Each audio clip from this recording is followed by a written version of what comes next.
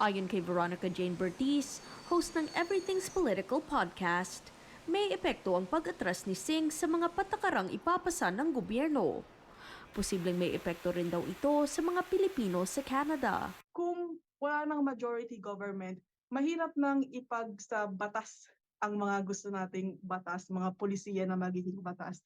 And ibig sabihin din nun, kung may mga batas na parang makakatulong sa atin as imigrante, as Pilipino, medyo mahirap na yan tumuloy at maging isa batas. Ani Bertiz, panahon na para kilalanin ng mga Pilipino ang kanilang kapangyarihang bumoto at simulan na ang pagsasaliksik sa mga plataporma ng mga partido.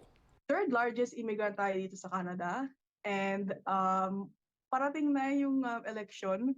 So mararamdaman na natin itong mga politiko na kumakatok sa mga pintuan natin, is that they're serenading our votes. So this is actually the time for us to look at the news and see sino ba ang mga plataforma at saka mga partido ang beneficial sa atin. Payo rin niya, pag-isipan ng mga patakaran ng Canada na nakakaapekto sa ibang bahagi ng mundo katulad ng climate change.